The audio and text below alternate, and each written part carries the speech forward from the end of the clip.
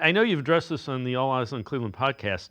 This regime, Andrew Berry, Kevin Stefanski, how long do you think the leash is on it? Well, let's see, Dave. For a lot of the offseason, I was talking like, hey, they got to win this year, right? Like they've got to win this year, and there's a ton of pressure on them to win 7, 8 games and play meaningful football in December, right? I guess that was kind of like my line of delineation there, and you know, then I heard Jimmy talk. And I kind of look back at the off season, and it feels like they have a bigger window than that. And I think Jimmy said he will not unduly hold them responsible for the lack of a franchise quarterback being on the market, and he was willing to, where he wanted, they would find him in the next year or two, which was alarming to me. Uh, Sense of urgency wise. Now, you can't force it. Like he said, if he's not there, he's not there.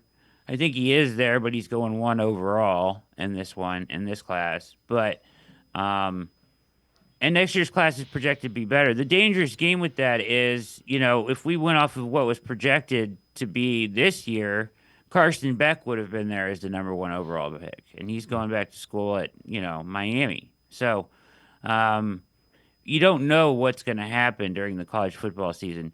I think that they've been given assurances, it feels like to me, which then brings you around to ask the question of like, what are they trying to accomplish this year, which really gets you in the woods a little bit. Yeah, I mean, what do you think? That's kind of where I was going. And I tend to agree with you. I don't. They haven't acted like they're trying to win at all costs. They haven't panicked, I guess. And there's a sense of when you have to win to keep your job. Oftentimes, you sense some panic. I don't sense panic. No, far from it, actually. Yeah, like, almost the opposite of panic. And so it bothered me at times. It bothered me that we sat through most of the offseason day with Kenny Pickett as the only quarterback on this roster, which was, Oh yeah. I was uneasy the whole time until today. I feel a little bit better with Flacco.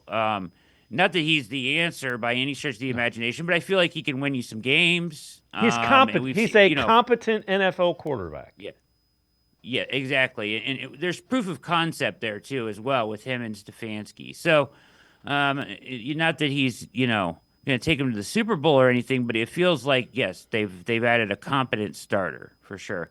And that's kind of where I was at for a long time. Like every quarterback that was a competent starter went and signed elsewhere, and they were just kind of sitting there with Kenny. And I was like, where's the sense of urgency here?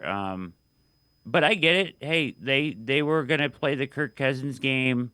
I don't think they expected that Atlanta to do what they have done, eating the money that they may never have to pay, but it's still a risk, and because of the offset language in that contract. But um, it's just a weird thing the way that Atlanta is playing this out with Cousins.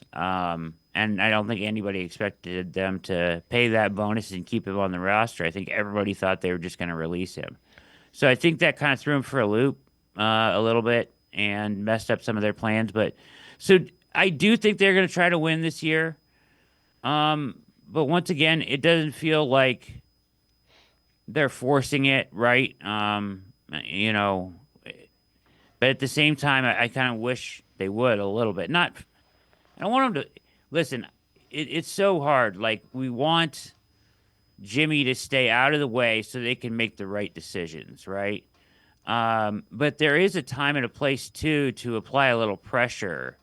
Like we can't go through 3-14 again. Like I don't care how much you say they're not gonna that they have a long leash. Living through 3-14 Right. again Yeah. is not. They won't survive it. No. I promise you.